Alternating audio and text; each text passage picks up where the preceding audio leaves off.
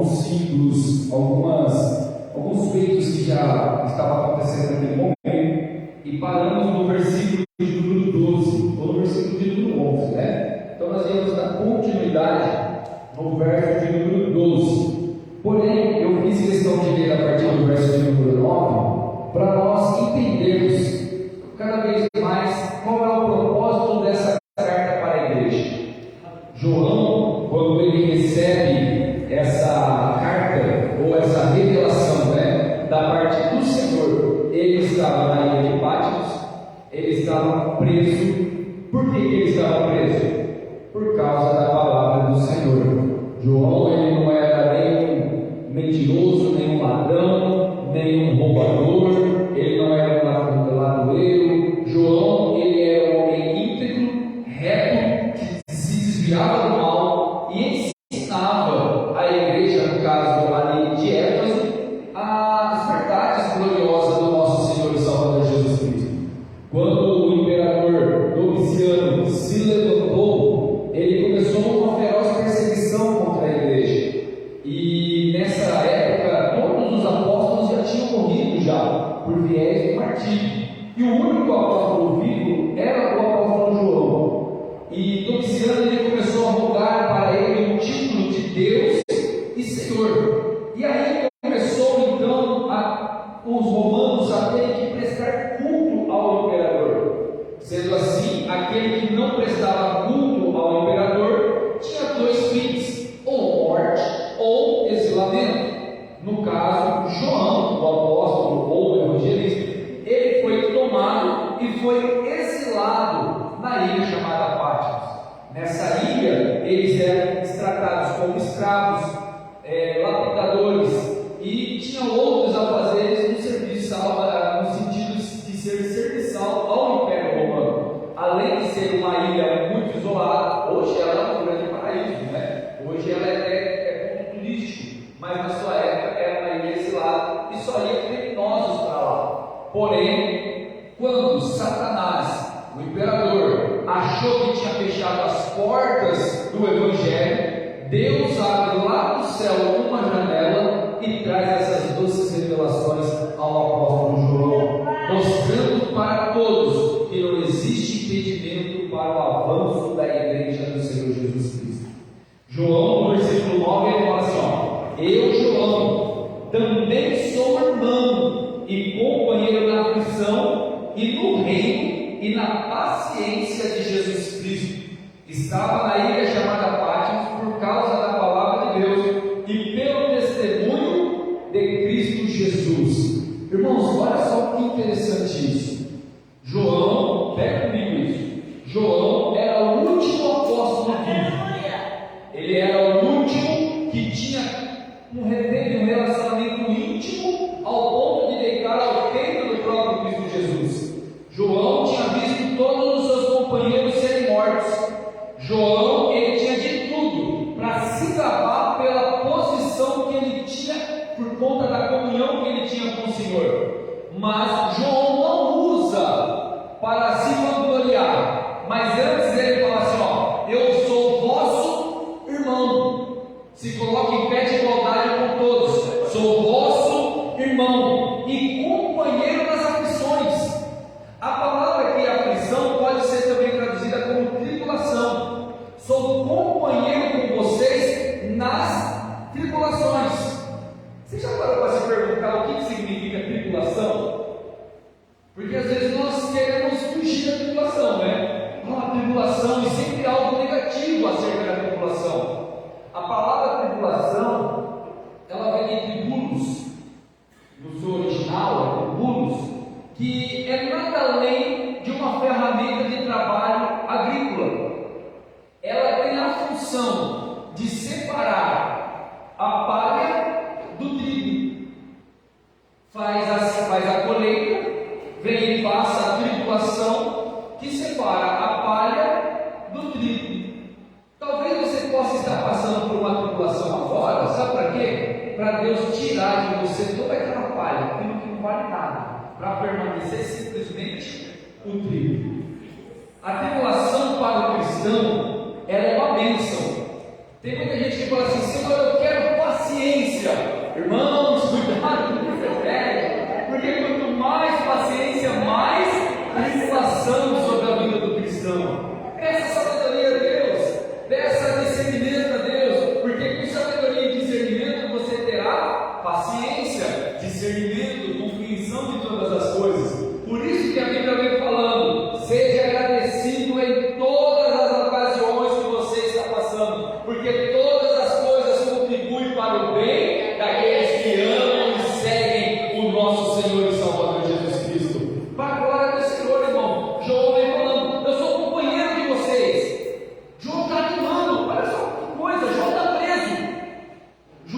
preso, ele tem tudo para murmurar, mas em vez de ele reclamar pela situação que ele está, ele traz ânimo para os seus leitores. Ele fala: irmãos, nós somos irmãos, nós estamos no mesmo barco, nós estamos na mesma aflição. Só que por que nós estamos na mesma aflição? Por causa do Evangelho, por causa de Cristo Jesus. Irmãos, ser perseguido, ser injuriado, ser acusado, caluniado por causa de Cristo é coisa gloriosa. Agora, ser ofendido, ser blasfemado, ser negado por causa da nossa má conduta é vergonha para o Evangelho. Mas se vocês têm Cristo e Cristo está em vós e estão levantando calúnia, todo tipo de mentira contra a tua vida, a Bíblia fala: alegrai-vos e exultai-vos, porque é grande o vosso galardão no céu. Aleluia. Aí ele continua falando: eu fui arrebatado em espírito no dia do Senhor, e ouvi detrás de mim uma voz como de trombeta. Pegou aqui? A voz não veio de lado, não veio da esquerda, a voz não veio da direita, a voz não veio de frente, a voz veio de trás. Por que a voz veio de trás? Isaías ele dá um norte nisso aí, mas vamos fazer uma aplicação entre nós aqui. Quando nós estamos no caminho e a voz vem do lado, qual que é a nossa tendência? Olhar para o lado que a voz está vindo, não é? Mas Jesus falou que aquele que pega o arado não se desvia nem para a esquerda nem para a direita, porque se olhar para a esquerda ou para a direita, vai errar o caminho, o arado vai se desviar. Qual foi o problema de Pedro? Nós falamos muito de Pedro, falamos que Pedro é isso, Pedro é aquilo, mas ele foi o único a andar sobre as águas. Enquanto ele estava firme os olhos em Cristo Jesus, Pedro permanecia sobre as águas. Mas quando ele começou a dar atenção ao vento que vinha de lado, ele começou a afundar. A voz não veio de frente, a voz não veio de lado, mas a voz veio de trás aqui agora. Por quê? Porque quem dirige a nossa vida se chama Cristo Jesus. Jesus fala assim: marcha, não olha para a esquerda nem para a direita, e não se preocupa com a tua retaguarda, porque ali estou eu. Quando você achar que está sozinho, não se esqueça que tem alguém com voz de trombeta atrás de você, te dando ordem: marcha, marcha, ande constantemente olhando para o alto, porque é de lá que vem o nosso socorro. Cristo está atrás. Aí, olha lá o verso número 11, verso número 10: e eu fui arrebatado em espírito no dia do Senhor, e ouvi detrás de mim uma grande voz como de trombeta. Por que trombeta? Trombeta no Antigo Testamento simboliza a voz de ordem. A voz de ordem é marche. A voz de ordem é prossiga, porque simboliza a voz de autoridade. E quem é a autoridade sobre Israel e sobre a igreja? Deus. É Ele que tem a voz de trombeta, que dizia: o que vês, escreve no livro, e envia as 7 igrejas que estão na Ásia: Éfeso, Esmirna, Pérgamo, Tiatira, Sardes, Filadélfia e Laodiceia. Depois que ele recebeu essa ordem, ele virou, verso número 12: e virei-me para ver quem falava comigo. E virando-me, vi 7 castiçais de ouro. Olha que interessante isso. João sabia quem estava falando com ele, porém ele virou para ver. E quando ele vira para ver, ele não vê primeiramente o Todo-Poderoso. Ele vê o que primeiro? Os 7 castiçais. E o que significa os castiçais? Nós lemos no verso de número 20. Vamos ver o verso de número 20? O mistério das 7 estrelas que vistes na minha destra, e dos 7 castiçais de ouro. As 7 estrelas são os anjos das 7 igrejas, e os 7 castiçais que vistes são as 7 igrejas. Você lembra o que significa a palavra número 7? É a totalidade. Então, quando está falando os 7 castiçais, está falando da completude, da totalidade da igreja.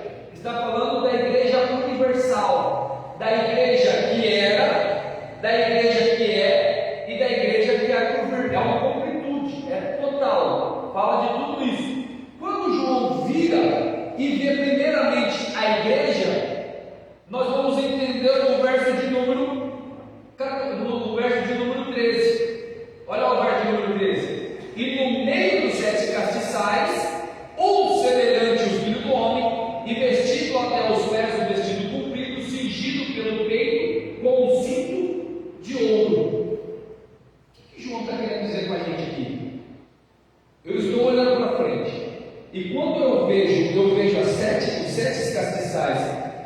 meio. Jesus, eu entendo que fora da igreja, ou melhor, só pode ver Cristo no meio da igreja. Não tem como ver Cristo no outro lado. Não tem como ver Cristo lá na sua casa, simplesmente lá no trono sozinho. Não tem como ver Cristo com as suas ideologias. Não tem como ver Cristo com vãs filosofias ou religiões. Só tem como ver Cristo no meio da igreja verdadeira, no meio da igreja total, universal. Na igreja é aquela que foi lavada, que foi comprada e que é fundamentada na rocha eterna, que é Cristo Jesus. João está falando aqui, quando eu me virei, eu vi a igreja, e no meio da igreja eu vi Cristo. Irmão, coisa gloriosa é quando Cristo está no meio da igreja, porque tem um monte de porta que tem nome de igreja, mas Cristo não está nela, e nem nome de igreja é mais no céu, porque Cristo pode tirar do meio o castiçal. Nós vamos ver na semana que vem na igreja de Éfeso, só vou dar um spoiler aqui rapidinho. Olha aí no capítulo de número 2, no verso de número 5. Lembra-te, pois, de onde caíste, e arrepende-te, e pratica as primeiras obras. Quando não, brevemente a ti virei, e tirarei do seu lugar o seu castiçal, se não te arrependesses. Então, não basta ter título de igreja, tem que ser igreja para Cristo estar no meio. Não basta ter lá escrito a Assembleia de Deus como igreja. Se Cristo não estiver aqui no Canaã, nós só temos placa. Se Cristo não estiver no meio do castiçal, nós só temos boniteza, só temos palco. Igreja que é igreja, tem Cristo Jesus no meio dela. No meio da igreja não é o homem que está no centro. No meio dela, no meio da igreja, não é as nossas vontades que está lá. No meio da igreja não é as nossas concupiscências que está lá. No meio da igreja ainda está o Rei dos Reis e Senhor dos Senhores. É Cristo que tem que estar no meio do castiçal. Nós somos parte do castiçal. Nós somos o castiçal, porque somos igreja. E quando João vira, ele vê os 7 castiçais, ele vê como o Filho do Homem, vestido até os pés, com os vestidos compridos e cingido com o cinto. O vestido simboliza o sacerdócio. Hoje nós temos um sumo sacerdote. Quem é o nosso sumo sacerdote? Cristo Jesus, que fez o sacrifício único e suficiente. Não precisamos mais fazer sacrifícios. Oh, irmão, como nós estamos voltando às eras da ignorância. Existe igreja hoje que fica judaizantes, trazendo rituais judeus no meio do nosso meio, fazendo sacrifício, e você tem que pagar o preço para fazer a oferta ao Senhor, e você tem que dar aquilo, porque senão você não cultuou o Senhor. Irmão, hoje não existe mais isso, porque o nosso sumo sacerdote veio e tirou do meio de nós o pecado que nojava da ira de Deus. Na antiga aliança, quando o povo ia fazer o sacrifício, eles levavam as suas oferendas, levavam as suas ofertas, e o sacerdote, com muito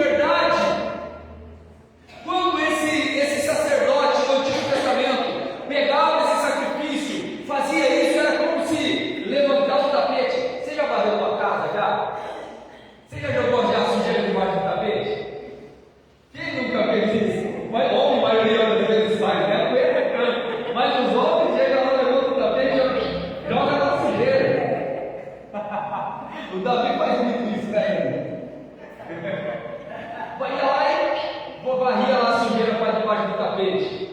Era assim a ideia do pecado, da expiação do pecado. O sacerdote fazia, erguia o tapete, jogava o pecado para debaixo do tapete, fazia o sacrifício, cumpria-se a lei, erguia-se o tapete, jogava assim o pecado para debaixo do tapete, não tirava. Por isso que quando o Cristo chegou, João, o Batista, olhou e falou: eis o Cordeiro de Deus, que tira o pecado do mundo. Esse é o sumo sacerdote. A palavra tirar ali é como se ele tivesse pegado, colocado nas suas costas, levado para fora e jogado para o lado da eternidade e do esquecimento. Esse é o sumo sacerdote, real sacerdote da igreja, e não só sacerdote. O cinto de ouro simboliza a sua realeza. Ele não é só o sumo sacerdote, ele é rei, ele é o Senhor da igreja. Então aquele que está no meio dos sete castiçais não é qualquer um, não é um mero cordeiro que foi imolado. Irmãos, entendam uma coisa de uma vez por toda: o cordeiro não existe mais. Entenda uma vez por toda: a cruz não tem mais sentido. Não existe, não tem, a igreja não tem que dar valor na cruz. A igreja tem que dar valor nesse rei, que é glorioso, que venceu a morte e hoje está à destra do Pai. O nosso Cristo não é mais aquele Cristo flagelado. Não é mais aquele homem que foi escarrado, que apanhou, que teve coroa de espinho, que foi ao madeiro. Esse não é mais o nosso Cristo. O nosso Cristo é vitorioso. Aleluia. O nosso Cristo não está morto. O nosso Cristo ressuscitou. Porque se Cristo não ressuscitou, vã é a nossa pregação, vã é a nossa fé. Por isso que eu não quero saber do Cristo crucificado, eu quero saber do Cristo ressurreto. Aleluia. É Ele que é a nossa esperança. É Ele que vai vir buscar a igreja. Não é um Cristo cordeiro, mas é o Cristo leão da tribo de Judá, a raiz de Davi, que venceu a morte e está vivo por todo o século. É esse o nosso Cristo. É essa a nossa esperança. Valorizamos demais a cruz, esquecemos de valorizar, de supervalorizar a ressurreição, porque é aí que está a consumação do sacrifício. Porque só morrer não vale nada, só foi completo, só se tornou o sumo sacerdote, o sumo pastor da igreja, porque ele ressuscitou e está vivo no meio da igreja. E na sua cabeça, cabelos eram brancos como uma lã branca, como neve, os seus olhos como chama de fogo. O que simboliza o cabelo? O cabelo simboliza a eternidade, a sabedoria, a sapiência, a glória de todo conhecer, a experiência, a completude. Estava simbolizado nas cãs brancas do nosso Salvador, não como um velhinho de 80 anos que tem as suas cãs branquinhas, pintadinha, bonitinha. Não, era um cabelo reluzente, resplandecente, era um cabelo que mostrava juízo, que mostrava autoridade. Você já viu na antiguidade os juízes que se assentavam com aquela peruca branca mostrando autoridade? É nesse sentido que João está mostrando que além de ele ser rei, ser sacerdote, ele é detentor de toda a sabedoria da eternidade, porque ele é pai da eternidade. É ele que tem a condição de agir com os olhos de chama de fogo, porque além de ele ter conhecimento, a onisciência dele, além de ele ter toda a onisciência representada pelas mãos brancas, ele tem a onipresença com os olhares perscrutadores. O olho como chama de fogo provará cada obra. Pelo fogo será aprovado os nossos feitos. Se os nossos feitos forem de prata, ouro, pedras preciosas, se purificará cada vez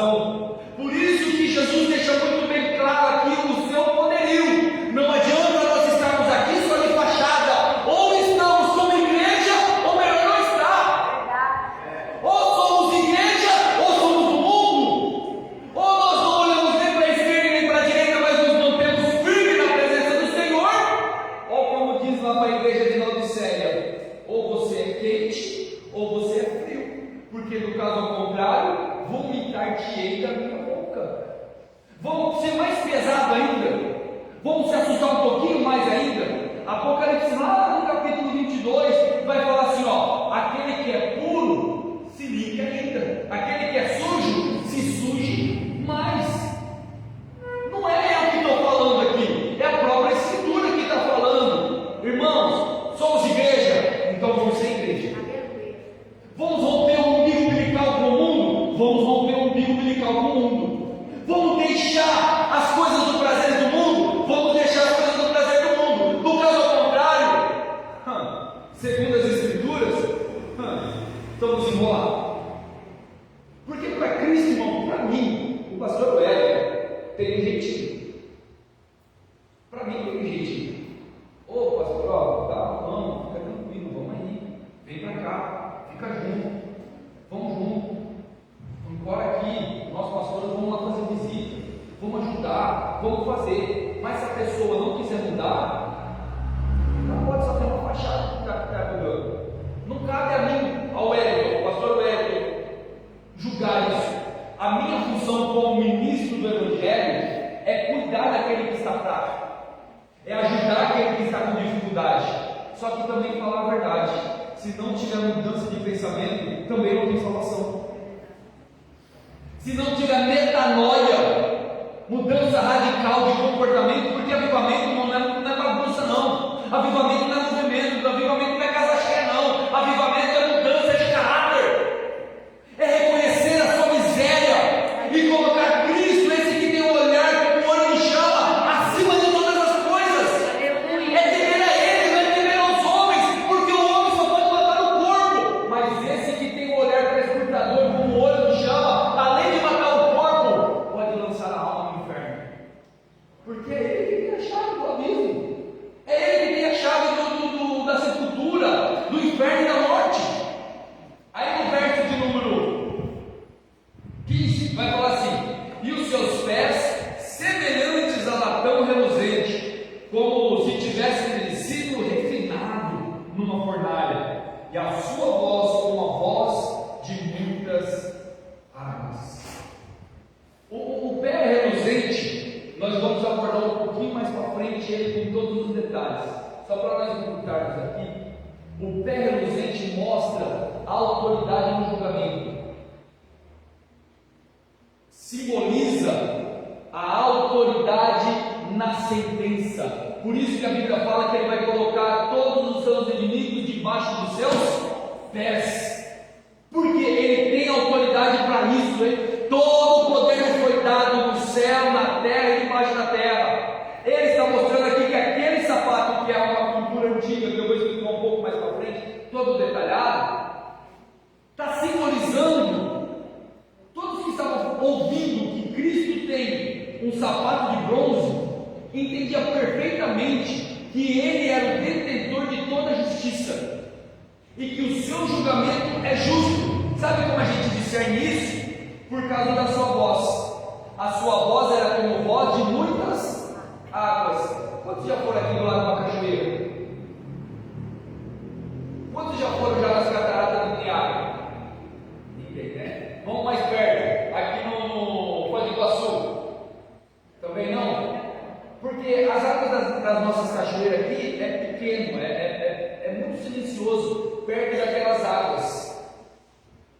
João está simbolizando muitas águas. É como se tivesse uma precipitação de uma cachoeira aqui agora. Tem restaurante que nós vamos almoçar ou jantar, que tem aqueles laguinhos que ficam. Às vezes você tem que falar mais alto para poder entender, para outra pessoa entender. Agora imagine uma precipitação de água do seu lado. Voz de muitas águas. Mostra o quê? E na hora que ele tiver que falar, ninguém opina. No dia do juízo, ninguém vai poder falar assim: ah, Senhor, eu tenho uma réplica. Ah, eu tenho uma justificativa porque eu não fiz aquilo. Ah, Senhor, eu não fiz aquilo. Ninguém vai poder falar, porque esse que tem o lado no pé, como o latão, que tem autoridade para julgar, tem a voz de muitas águas. Naquele momento, ninguém poderá falar nada, porque o momento de se arrepender e de clamar ao Senhor é agora. O momento de confessar os pecados é agora, porque naquele momento, aquele que tem a voz com muitas águas não terá chance. Lá será só a sentença. absorção ou condenação. Basta eu e você escolher qual lado nós queremos ficar. Deus fala ao Deuteronômio: eis que ponho diante de ti dois caminhos, o bem e o mal. Se ficar no bem, até demônios vai fugir de você. Mas se ficar no mal, é você que terá que fugir dos demônios. Deus não obriga ninguém a ser igreja. Não. Essas palavras de realidade que João está colocando aqui é só para reiterar o amor de Deus para nossas vidas. Eu volto a falar: ninguém precisa matar para ir para o inferno. Ninguém precisa estuprar para ir para o inferno. Já estamos lá. É que a graça de Deus nos resgatou da escravidão do pecado, nos tirou das trevas, da potestade das trevas, nos tirou do mundo que jaz no maligno e nos transportou para o reino do Filho do seu amor, reino de Cristo Jesus. Eu e você só temos graça porque Ele nos resgatou, Ele nos apresentou a graça, e nós, pela oportunidade que nos deu, o Espírito Santo que habita dentro de nós, nos convenceu do pecado, da ira e do juízo, e hoje estamos aqui para glorificar e exaltar o nome do nosso Salvador. Vós juntas águas. E ele tinha à sua destra as 7 estrelas, e da sua boca saía a aguda espada de 2 fios, e o seu rosto era como o sol, como na sua força resplandece. Destra, o que significa destra? Autoridade, domínio, punho, a destra do seu poder. E quem está na destra do seu poder? As 7 estrelas. E o que é as 7 estrelas? Verso de número 20. São os anjos das 7 igrejas. Vamos lá. Existem várias interpretações dentro dessas 7 estrelas. Eu vou seguir a linha assembleiana. Lembra que eu falei isso?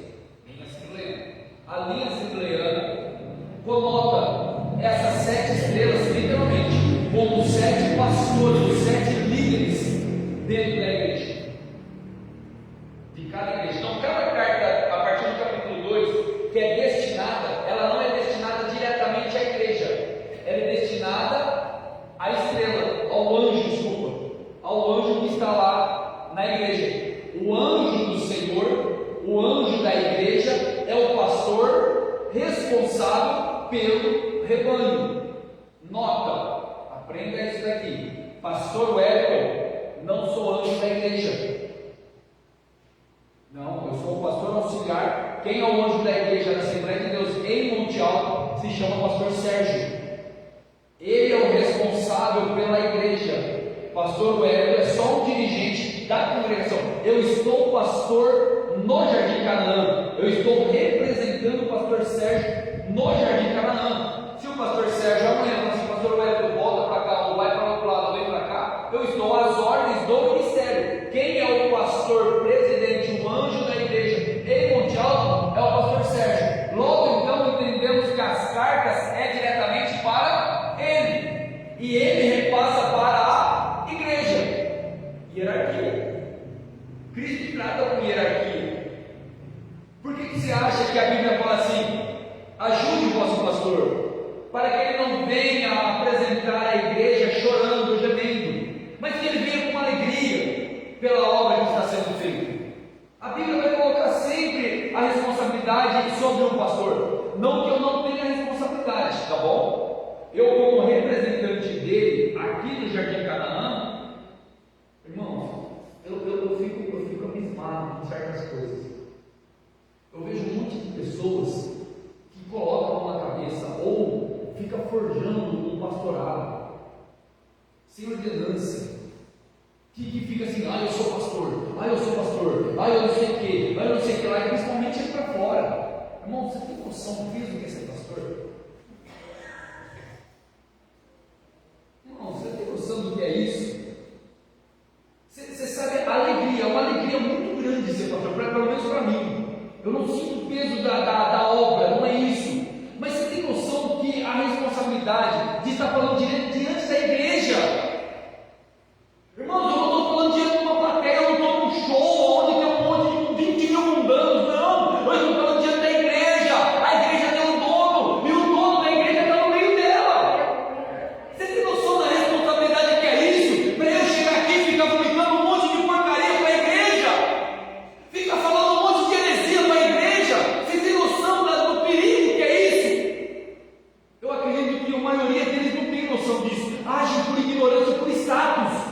A partir do momento que você conhecer o dono da igreja, que é esse que tem um olhar como chama de fogo, o cabelo como lã, como um latão aos seus pés, ele cai de prostrado, porque quem caiu prostrado diante desse Senhor aqui, não foi nada mais e nada menos do que o próprio apóstolo João, o homem que estava junto com Cristo. Imagine nós, meros mortais, que vivemos de testemunho da Bíblia escrita, que às vezes interpretamos errado, que às vezes estamos vivendo numa cultura que pende para o egocentrismo, uma cultura, irmãos, eu vou falar aberto aqui para todos, pelo amor de Deus, eu quero que encaixe isso no coração de vocês. Um pastor que é lembrado simplesmente pela construção ou pela reforma que ele faz, ele fracassou. Nunca lembre de mim por causa dessa reforma, pelo amor de Deus, porque não fui eu que fiz isso, foi a igreja, foi todos nós que fizemos essa reforma. Se um dia eu for para outro lado, para qualquer outro lado, quando chegarem e perguntar quem fez isso, respondam: foi a igreja, porque eu coloquei minha mão de obra, vocês colocaram valor, outros colocaram oração, outros colocaram sentimento, outros vieram trazer um pão, outros trouxeram um Paraná, outros vieram orar, outros passaram por aqui. Se eu for lembrado por causa disso, eu fracassei. Todo pastor que é lembrado por causa do império que se levantou, fracassou. E é isso daqui que João tem na mente. Eu não quero saber do que passou, eu preciso relatar quem é o Cristo que virá buscar a igreja. Eu preciso relatar aqui, esse Senhor que tem domínio sobre os sete anjos da igreja. É Ele que rege a igreja. Eu entendo que pode dar uma bagunça em certos pontos, porque não é que Ele está alegre por isso, não. É porque o homem está buscando sua própria vontade. O homem está procurando ser igual a Deus. Deus falou para Adão: não coma da árvore do conhecimento do bem e do mal. Viva só no bem, que eu vou te ensinar todas as coisas. Mas o homem não. O homem quis pela sua própria vontade conhecer o mal. É nossa tendência, é nossa natureza. Mesmo em Cristo, mesmo na presença de Deus, nós temos a tendência de buscar o mal. Nós temos a tendência de idolatrar, nós temos a tendência de nos macumunarmos com as delícias desse mundo. Mas Jesus vem falando aqui, eu tenho as 7 estrelas na minha mão e a espada aguda de 2 fios. A espada aqui não está simbolizando o evangelho agora, não. Está simbolizando aquele que discerne, que age com justiça ou com defesa. É aquele que sabe manusear a espada do Espírito. É aquele que dá ordem. Irmãos, entenda uma coisa: esse Cristo que nós servimos não é uma criatura, não é o princípio da criação. Esse Cristo que nós servimos é aquele que principiou todas as coisas, é aquele que criou todas as coisas. Por isso que ele fala assim: por isso o Pai me ama, porque eu dou a minha vida. Ninguém matou ele. Eu dou a minha vida e depois eu tomo a tomar de novo. Esse Cristo aqui que tem essa espada, ele sabe muito bem. E quando João entendeu quem era ele descreveu o seu rosto. Você já tentou olhar no sol ao meio-dia? No sol mais forte, não sei se é meio-dia ou 3 horas da tarde que está mais forte. Acho que até os 5 horas já está forte já, cada vez que passa esquenta mais. Mas você já tentou olhar para o sol? Principalmente uma luneta? Não faça isso, pelo amor de Deus. Uma lupa, não faça isso, você queima o olho, queima o dentinho.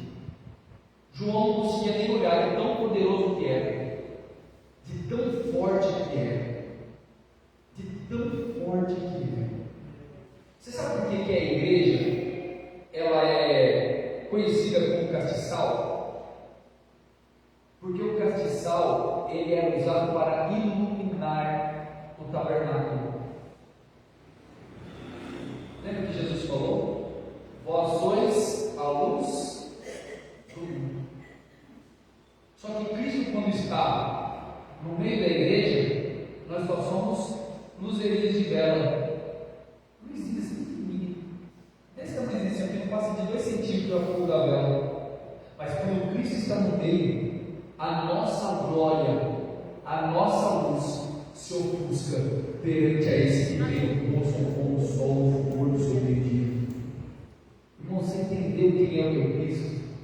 Depois disso, ele declara: e eu, quando o vi, caí sobre os pés como morto, e ele pôs sobre mim a sua destra, dizendo: não tema, eu sou o primeiro e o último.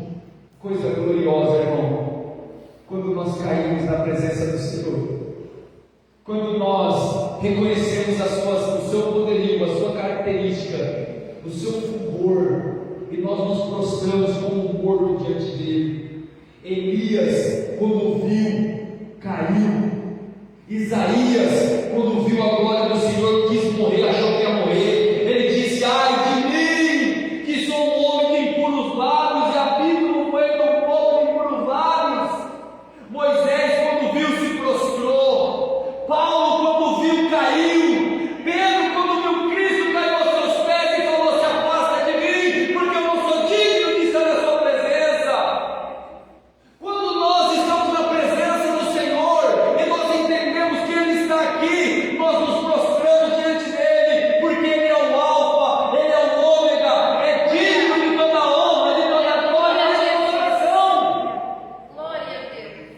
E quando nós entendemos isso, Ele mesmo, por sua plena vontade e misericórdia, toca nas nossas vidas e fala: não tema.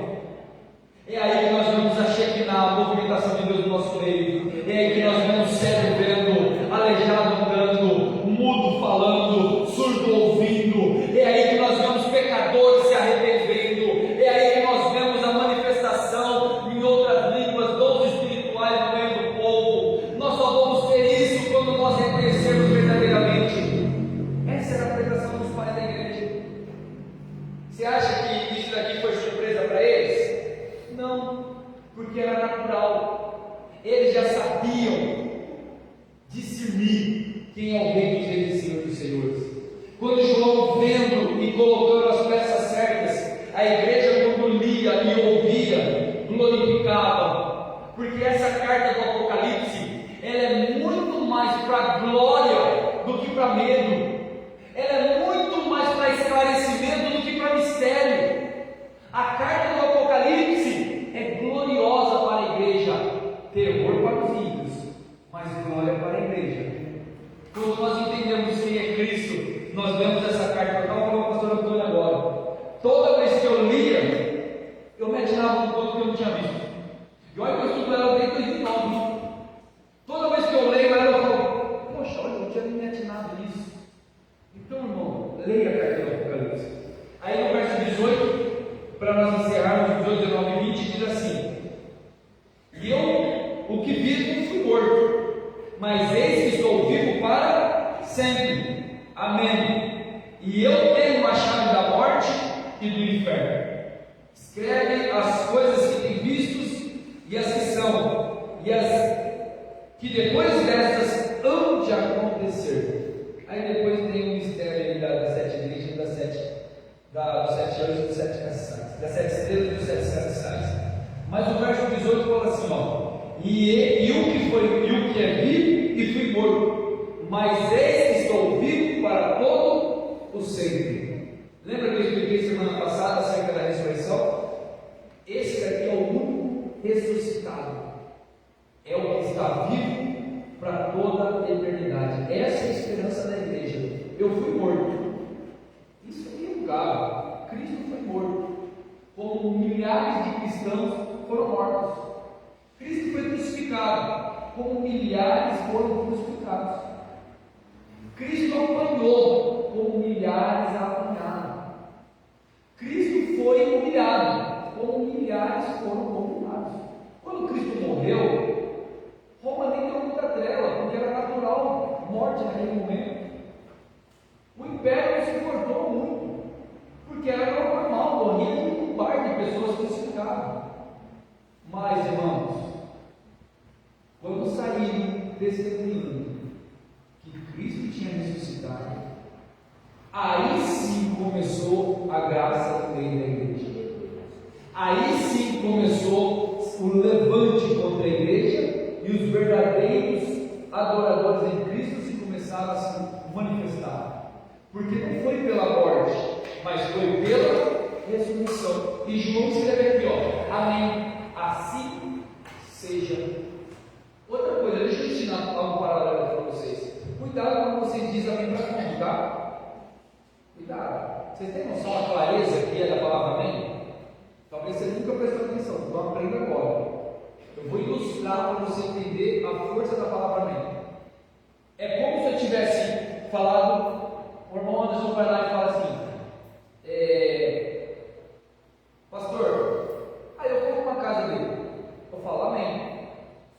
É como se eu tivesse pegado o contrato da casa, ido no cartório, registrado no firma, batido carinho, pegado aquilo ali, levado no banco, colocado em cofre no banco, deixado guardar as 7 chaves. Vocês entenderam? A hora que eu bati o contrato, que eu falei amém, não revolta mais. Para tirar aquilo da onde tem que dar, dá-se muito trabalho. Até tira, mas tira pela graça, tira pela ignorância, tira pelo desacordo. Mas o amém, em relação à obra divina, Deus não tem prazer naquele que recua. Olha só a importância disso. Não é à toa que Cristo fala: Deus não tem prazer naquele que recua. Ninguém é obrigado a aceitar um cargo ou uma responsabilidade, mas a partir do momento que aceitou, não volte para trás, porque Deus não tem prazer naquele que lança a mão do arado e volta para trás. Se falou amém, cumpra, vá até o fim, mesmo que você sofra danos, porque é isso que o salmista diz: Senhor, quem habitará no teu santo tabernáculo, no seu santo monte? É aquele que, mesmo que jure e tome dano próprio, não volta atrás nas coisas santas. Porque lembra que eu falei? Eu aceitei a Cristo e fui embora. Não, aceitar Cristo com a mão não quer dizer que aceitou Cristo. Confissão pública de fé está nas águas do batismo. É quando eu me batismo e falo publicamente: eu confesso Cristo como meu Senhor e Salvador. Amém? E você que batizou, cuidado para não voltar para trás, porque aí sim pode ser uma apostasia na sua vida, e Deus pode sim lançar nas trevas exteriores, que é o dano da segunda morte, que nós vamos aprender na segunda carta, não nessa quarta, na próxima que vem. E para encerrarmos aqui, amém, e tenho a chave da morte e do inferno. A chave da morte e do inferno. A morte não domina mais sobre a igreja, tá bom? A morte não. Só morre crente, só morre se Deus permitir. Nenhum crente morre de acidente. Relaxa. A igreja, vamos falar assim melhor, vai. A igreja, o membro da igreja, a igreja não morre de acidente, porque tem que ter permissão daquele que tem a chave da morte. É Deus, é Cristo que tem a autoridade da morte. Se um entre nós morrermos, é porque Cristo permitiu a morte. Cristo permitiu a morte. Como que é o texto? Maravilhoso, como que é? Boa coisa é, agradável é aos olhos do Senhor a morte do santo, é isso, né? Agradável é aos olhos do Senhor a morte dos seus santos. A igreja, bom, se você está em Cristo e você morre hoje, você está em um lucro. Você já não vai mais sentir a aflição desse tempo presente. Você vai estar na eternidade com Cristo Jesus. É que nós fomos ensinados a ter medo da morte. Sabe de onde vem isso? Dos católicos. Está vendo como vem da Assembleia de Deus? Vem um pouquinho do catolicismo? Nós tememos a morte, temos medo da morte, e esquecemos que o próprio Cristo fala: não temas a morte, porque ainda que esteja morto, viverá. Ele tem o domínio da morte, ele tem o domínio do inferno. O que é o inferno ali? É a sepultura, não é o lugar de tormento ainda. A palavra inferno não representa o lugar de tormento, porque nós vamos aprender aqui em Apocalipse, lá no capítulo 22, vamos ler só para você ficar com dúvida. Eu disse aqui, Apocalipse 20. Apocalipse 20. Apocalipse 20 e o verso 14. Olha lá, analise comigo, nós estamos falando do inferno, né? Que muita gente tem no inferno, não é isso? Olha lá o texto. E deu ao mar os seus mortos. Vou ler o texto, vai. E deu ao mar os seus mortos que nele havia. E a morte e o inferno deram os seus mortos, e de que eles haviam. E foram julgados cada um segundo as suas obras. E a morte e o inferno foram lançados no lago de fogo. Esta é a segunda morte. O problema não é o inferno, não. O problema é o lago de fogo. O inferno é só o lugar dos ímpios. Da igreja não. Da igreja é com Cristo.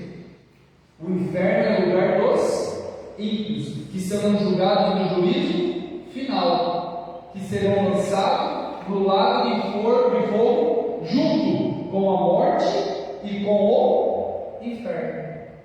Então o inferno é uma cultura nossa, falar vai para o inferno.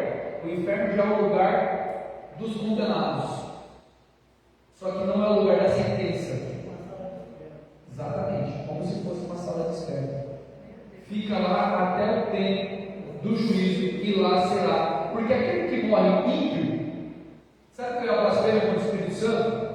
A blasfêmia contra o Espírito Santo não é falar em outras línguas, imitar essas coisas. É blasfêmia, mas é errado, é coisa de bobo, tá? Coisa de, desculpa a minha expressão, de ignorante. Mas não é uma blasfêmia contra o Espírito Santo. A blasfêmia contra o Espírito Santo é morrer no pecado.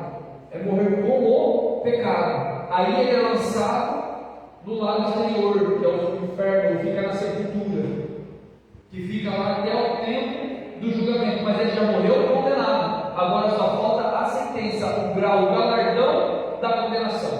Tá bom? Mas isso é assunto para frente, só estou dando spoiler aqui. Amém, meus irmãos? Que o Deus do céu possa continuar abençoando os irmãos. Semana que vem nós vamos entrar dentro da igreja de Éfeso, que é a primeira igreja citada dentro dessas cartas, e nós vamos aprender muito sobre essas igrejas. Nós vamos nos assemelhar muito a ela e vamos aprender com seus erros e com seus acertos. Amanhã, escola bíblica com os nossos jovens, oração e ensaio. Na sexta-feira, escola bíblica noturna. Não deixe de vir, tá? Está sendo uma bênção. Estamos falando sobre avivamento e é um assunto muito interessante nesses últimos dias. Sábado, todos nós estaremos lá na nossa sede, pois estamos no fevereiro de avivamento. Estaremos lá cultuando e glorificando o nome do Senhor. No domingo pela manhã, aqui o pastor Vinícius já passou, já pronto para os jovens, a programação já com ensaio, escola com eles. Os adolescentes, desculpa, com os adolescentes, e a oração, escola e ensaio com eles. E à noite estaremos de novo lá na sede no fevereiro do avivamento. Porém, a congregação permanecerá aberta, tá bom? Para os irmãos que não têm condição de ir lá e os irmãos de idade que precisam ficar aqui. Amém? Então, meus irmãos, vamos nos colocar em pé, vamos aqui fazer